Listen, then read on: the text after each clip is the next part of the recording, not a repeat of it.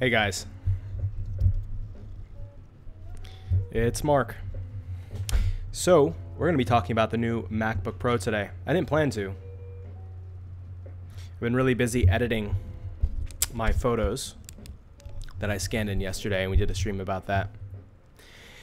But as I was doing that, I got, well, basically every day I go on Google and I type in Apple. Because I'm in the middle of computers. I've kind of talked about that already. And I've been wanting to get the new MacBook Pro, but the 2017 model has been so terrible that there's no way I'm getting it. So every day it's like, okay, well, let me see if there's any news about it coming up in a month or two. So that way I know. Anyway, this time, turns out, there was no announcement for it coming later. It was just out. So as of right now, as of a couple of hours ago, the new MacBook Pro 2018 model is out. I have not looked at it. I thought instead I would jump on here and we would talk about it together and go through it together. I really don't know what's it going to be all about. I don't know if it fixes all of the problems of the 2017 models. One of the big problems with Macs recently is they had the old Intel processors, the i7s, and they're not very good. Outdated technology, which is, very Apple. So anyway, we're going to dive in and look at whether this is worthwhile. I don't really need to say this, but this is like the YouTube thing to say. Everyone says it. Don't trust my opinion. This is just my opinion. I'm not a technology guy. This isn't a tech review channel, anything like that. It's a little bit clickbaity of me to make this video right now. But basically, the idea is this something that your typical photographer who shoots film, who scans a lot, who works with very big files because it's a 4x5 file, is this something that is valuable? At least valuable enough to buy based on the giant price I know it will have. So we're going to go through this. We're also going to look at some of the competitors, including Razer. Actually, you can't see it, but right over here, I have a Razer Blade Stealth, which is sort of the PC equivalent of Mac. So it's really slick. It's black instead of gray. Decent build quality. And the stats inside of that machine are not too shabby, even for just a small notebook. All right, let's dive in. Let's look at this. So new 8th generation Intel 6-core and quad-core processors, 32 gigabytes of memory, Retina display, and touch bar. Don't care about the touch bar. Really don't care about it at all. But okay. 4.8 gigs. 10-hour battery life is pretty standard. See, I don't know if it's a Retina thing, but I really wish it had touchscreen. I don't need a touch bar. I don't want a touch bar. I want to be able to touch the screen. And I never thought that I would care about that. That was never anything that was really that important to me. But then I got the Razer, and the Razer has a touchscreen, and it's incredibly useful. It's just really good.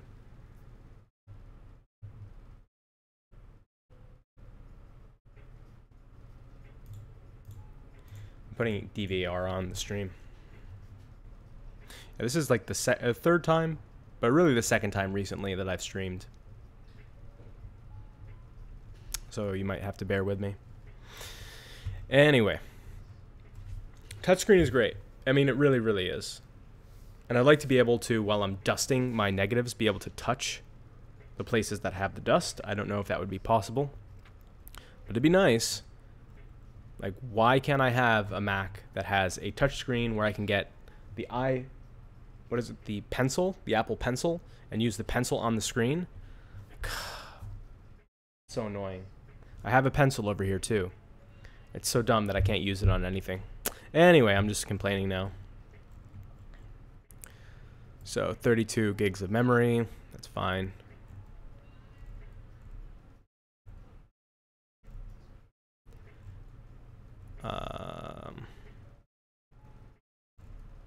Here we go.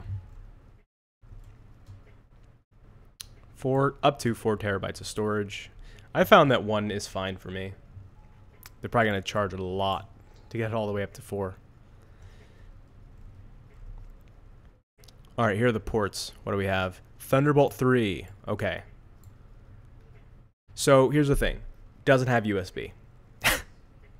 Which is really annoying because all of my peripherals are USB. My mouse is USB. It's a good mouse. My mic is USB. My keyboard, mechanical keyboard over here, USB.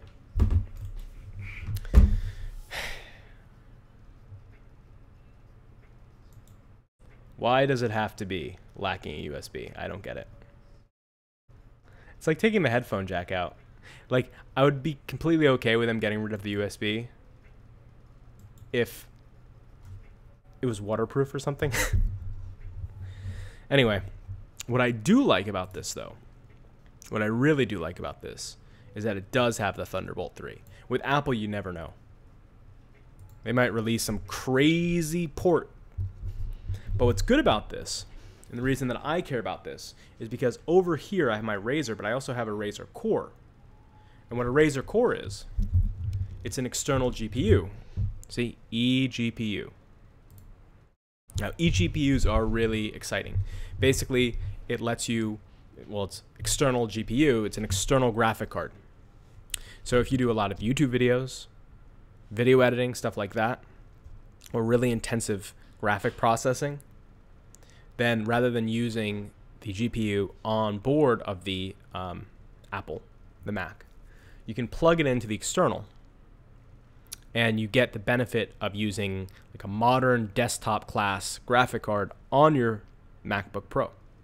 And that's really great. And that's actually how I'm doing what I'm doing over here. Although you can't see it, I have a 240 gigahertz screen with this little teeny ultra portable notebook. And the reason I'm able to do that is because the screen is going through the eGPU. So that's actually really good. That would have been make it or break. If it didn't have eGPU capability, aka it doesn't have the Thunderbolt 3, not good. I would have passed. Charge and power from any port. That's also pretty cool, which means that my eGPU hopefully will be able to charge my MacBook Pro. That's good. Touch bar. So what's different about this? Touch bar replaces the function keys and have long occupied the top of your keyboard. Changes automatically, blah, blah, blah, blah. So I don't get it. It looks the same. Is this just like a software thing? Tap, touch and hold, flick. All right, so it has motion control. That's amazing. Amazing. Great. Who cares? Now that's kind of cool. I do like the miniature preview from Final Cut Pro. So long as that works on Premiere, and I could do that on Premiere, that's kind of exciting. It's a gimmick. Absolutely a gimmick. Not really important, but still, that's kind of fun. And the security thing, which I don't care about. The display, Retina display. It's an LED backlighting, so it's not OLED. I'm guessing it's 60 hertz refresh rate, which is unfortunate if that's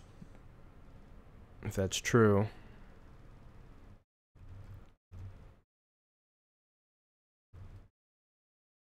Yeah, I think it's 60 hertz. So if you don't know what hertz are, with the monitor, it's the refresh rate. So the faster the refresh rate,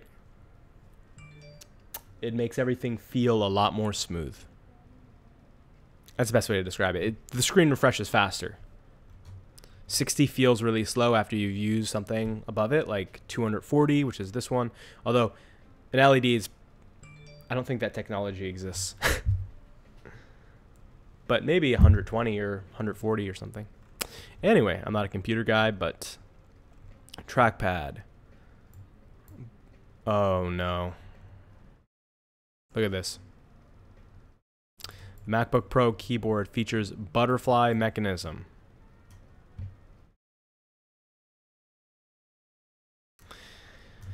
Apple. Come on. So, butterfly keyboard is what they were having trouble with the previous models. They fail. They fail a lot. And when your computer's out of warranty and they fail, you're out of luck. So that's really upsetting. I was hoping that they would move away from the butterfly design. Whatever. It's Mac.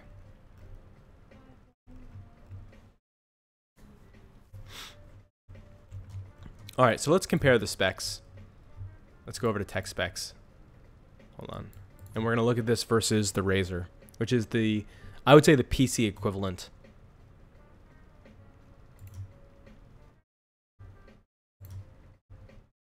Tech specs. All right, so this is the Razer Blade Pro 15, which is sort of like the equivalent 15-inch model. So let's see what we got. And we'll look at the different pricing. So this is full HD, 60 hertz a second, sort of like the MacBook Pro. It would fall under this category.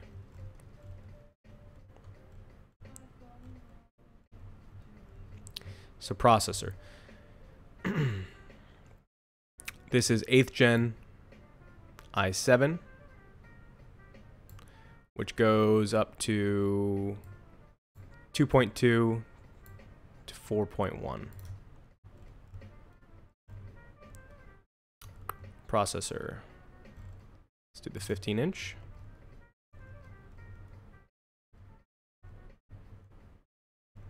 So this is 6-core i7 with a boost up to 4.3. 6-core i7. So the Mac does have an advantage here. And you can get all the way up to a 6-core i9, which I'm sure you can do. No, they don't even offer that on the 15 model. Maybe you have to go up to their 17. So that's kind of exciting. 16 megs of, or gigabytes of RAM, all the way up to 32. Graphics is a Radeon Pro 560. 4 gigs of GDDR5. Intel UHD 630. So the 630 I know is pretty bad. This has the GTX 1060 Max-Q. So this is going to have a much better graphic card. Actually, the Razer Blade Stealth, like the tiny ultra portable mini little laptop over there, has, I think it's the 620. Either the 620 or the 630. So the graphics is not super good with the MacBook Pro. And then, of course, you have that. So, you know, it seems like the processor in this is pretty good. Memory's fine. Graphic card isn't really good. So if you're doing really intensive stuff, graphical stuff, then you're going to want an eGPU. And then the rest, who cares about? Does it have a headphone jack? It does. All right. All right. Good for them. Good for them. You know what's strange is they came out with all the new Apple iPods or the headphones or whatever they're called. And with those, you know, if it goes into your phone, it's not the headphone jack anymore. Now it's just the lightning cable. This doesn't have a lightning cable. Like, you can't plug in those headphones.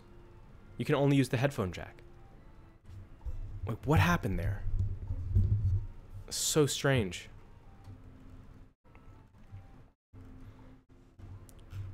All right, blah, blah, blah. Let's look at the price. And before we look at that, we're going to look at the price of the Razer. So let's assume you wanted to get the best Razer, which has a slightly different processor but a better graphic card. With the Razer, the PC version, Now, to be fair, this is this is a new model. This is this year's model. Anyway, you're paying $1,899. And is that 32 gigs of RAM? How much RAM is that?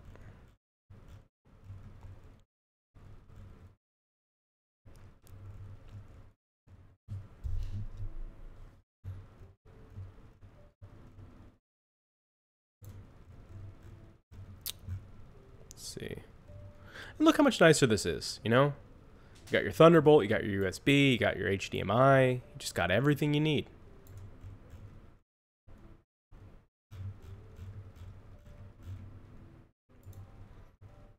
I think they're 32 by default.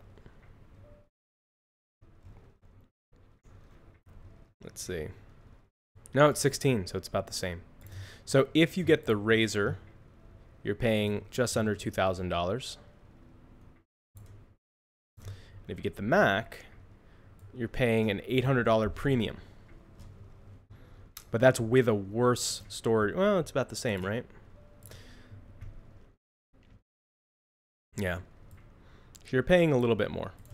$800 more for the Apple logo. But it does have the Macintosh OS, which personally I think is just much better for editing. For everything, actually. I really like the Mac OS a lot.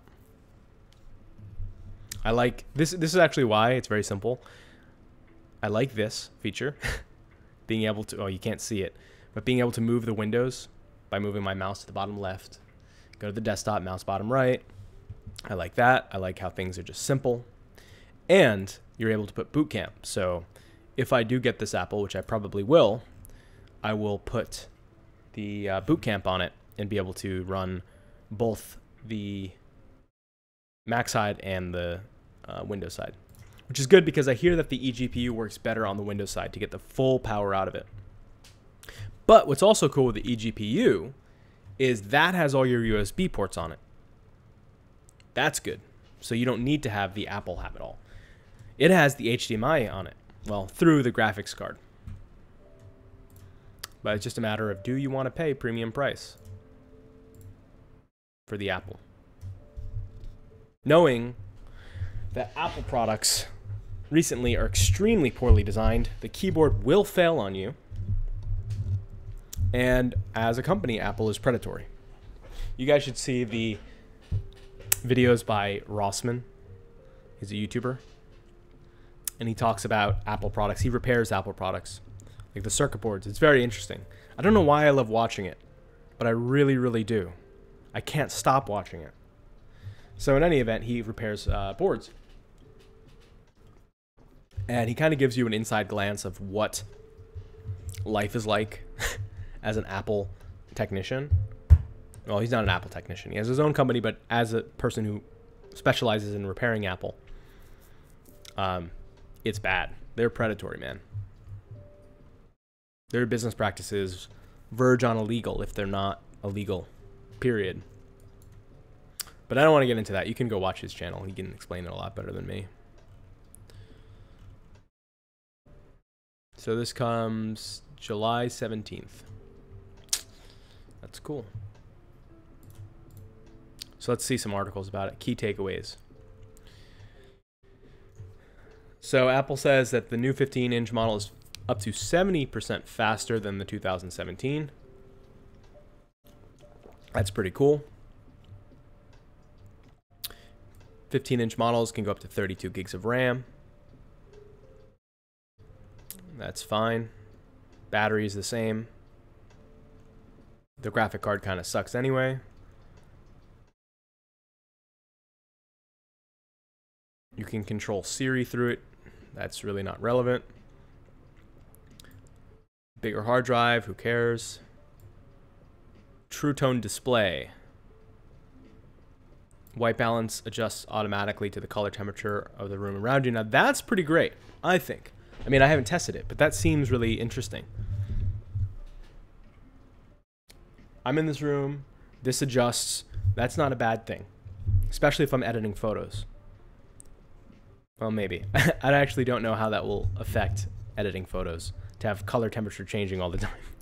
But maybe it's good. At least for like light editing, that might be good. Quieter typing. Yeah, see this? They still use butterfly switches, and it's unclear if the new keyboard addresses the issues with sticky, repeating, or unresponsive keys. Scary. Wi-Fi is the same. Bluetooth is a little better. Okay. So, pretty much the same. It's faster, but the design is pretty much the same. And I was hoping that this would be a brand new design because of all the problems that the previous design had.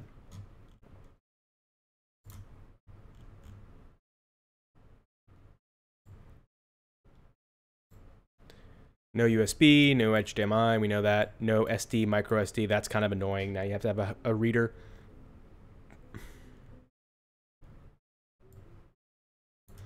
Yeah, yeah.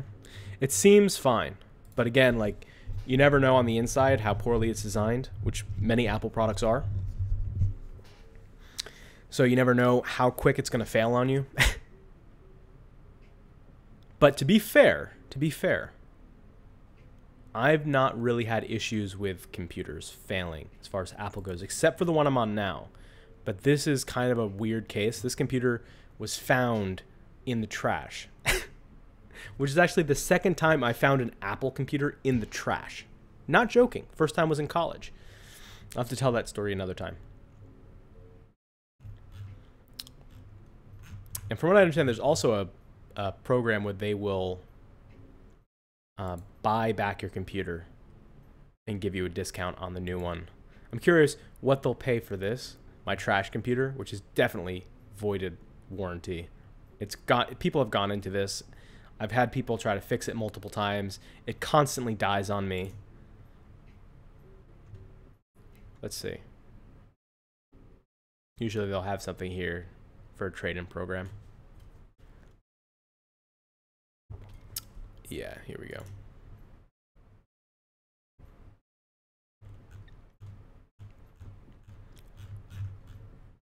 Let's find out. Computer. We're gonna need the serial number, which maybe I don't want to give away in the stream. So I'm gonna do this. Let's see. Let me put in the serial number.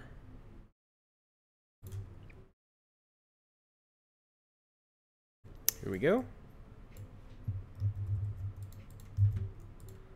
Let's see what Apple will pay for my trash computer.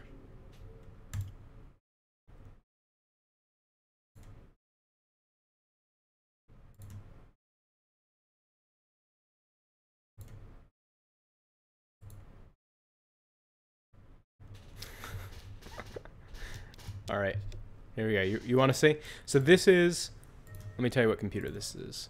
This is a mid 2011 Mac Pro, or iMac, yeah. So it's like the big one with the screen.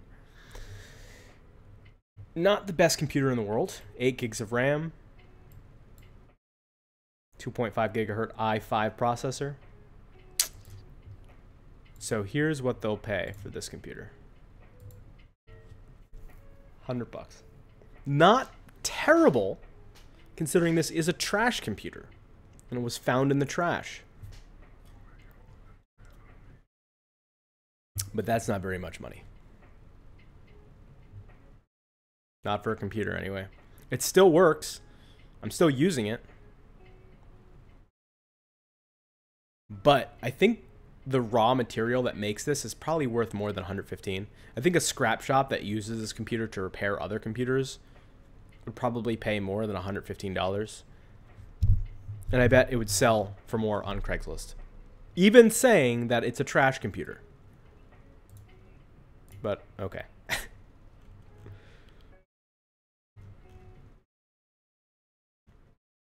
Does it really go on to help the planet? How do they recycle it? Anyway, I think I'm going to end the stream. I just wanted to give some previews of the new MacBook Pro. Kind of show it. Overall verdict, as someone who's not an expert, as someone who doesn't know about computers, we have a comment. Finn, do you edit your film photographs? Yes. Yes, actually, this stream was going to be a stream where I edit my film photographs. I was going to do the color correcting because yesterday I did the scanning. Today I was going to do color correcting. But I saw this from Apple and decided to do this instead. But I might take a break and come back on later tonight and do the film editing. We'll see. I did a bunch today, and I'm getting a little tired of editing photographs in front of the computer. But in any event, guys, that's it. Hopefully you enjoyed. See you next time.